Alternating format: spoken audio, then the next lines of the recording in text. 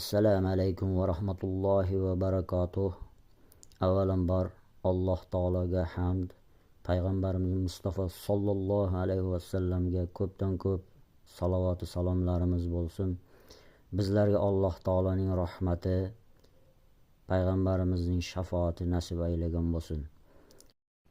Bismillahirrohmanirrohim. 4-kitob 166-hadis. Ubayd ibn Jurayjdan rivoyat qilinadi. U Abdulloh ibn Umar radhiyallohu anhuga: "Ey Abu Abdurrahmon, 4 narsani qilayotganingizni ko'rdim. Ashoblaringizdan hech birining ularni qilayotganini ko'rmaganman" dedi. U kishi: "Ular nima ekan, ey ibn Jurayj?" dedi. "Rukunlardan faqat 2 yamaniy rukunni silayotganingizni ko'rdim. Subtiya shippaklarini kiyganingizni ko'rdim.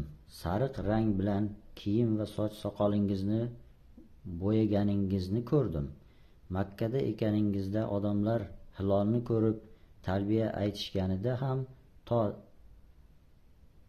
tarviya kuni bo'lmaguncha talbiya aytmaganingizni ko'rdim" dedi. Abdulloh bunday dedi: "Rukunlarga kelsak, men Rasululloh sollallohu alayhi vasallamning faqat mana shu 2 rukunni silaganlarini ko'rganman. Subtiya shippaklar bo'lsa, men Rasululloh sollallohu alayhi vasallamning junsiz shippak kiyganlarini va unda tahorat qilganlarini ko'rganman.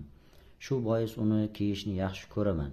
Sariq rangga kelsak, men Rasululloh sollallohu alayhi vasallamning u bilan bo'yaganlarini ko'rganman.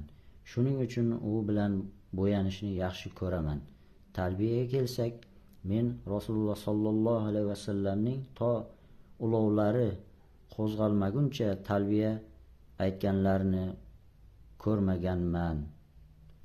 Izoh: rukun deb Ka'baning burchaklariga aytiladi. 2 yamaniy rukun deganda Ka'baning Yaman tarafdagi burchagi bilan Hajarul Asvad o'rnatilgan burchagi nazarda tutilgan. Subtiya shippak molning oshlangan terisidan qilingan shippak. Subtiya so'zi aslida junsiz qirilgan degan ma'nolarni anglatadi. Talbiya aytish haj yoki umrada labbayka Allohummani aytish.